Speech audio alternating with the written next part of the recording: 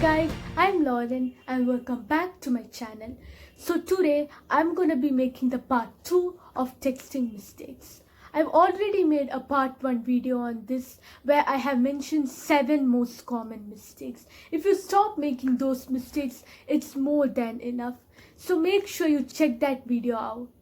I'll put the link in the description. You really don't want to miss out on that. We all know that texting has taken over today's world, especially in this quarantine when you want to make new friends. Texting is the best way of communication. You really cannot call someone when you want to make new friends, right? So the best way to do is to stop making a few texting mistakes. So today I'll be mentioning a few mistakes along with some tips. So make sure you keep on watching. So the first texting mistake is being boring. You don't really want to text someone unless and until you have a reason to, or you have something to talk about.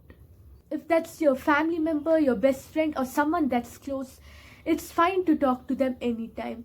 But if it's someone you're just getting to know, you don't want to text them something like, hey, hello, what's up? You don't know their thinking style, right? Firstly, you want to get to know them and then only text them.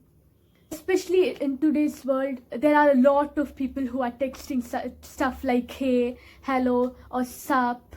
So if you want to stand out from them, you really want to text something that's meaningful. So yes, no sending boring texts.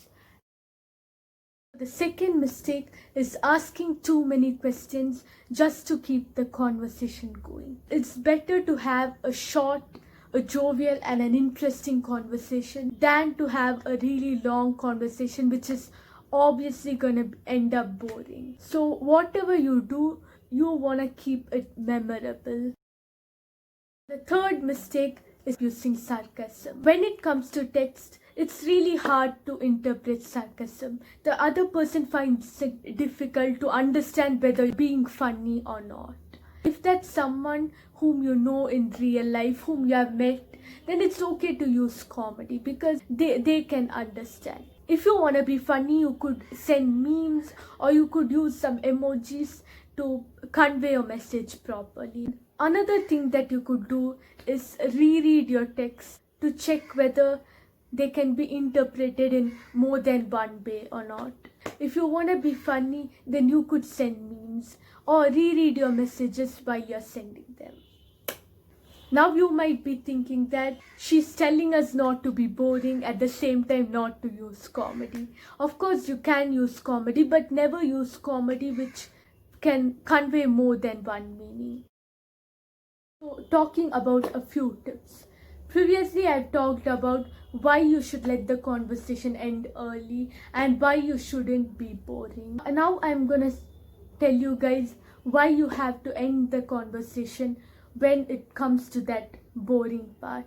While you're having your conversation, you know when it starts to become boring, right? At that time, you just have to make an excuse and leave the conversation, because when someone remembers you, they shouldn't remember stuff that's related to boring. Instead of being boring, you could just compare which chips brand is better and why, right? Make an excuse and just leave. Thing that I want to talk about is not to overanalyze things. Texting is actually supposed to be fun. You don't have to stressfully remember all this stuff. You just listen to this stuff and understand. That's enough. You're not supposed to spoil your fun, right?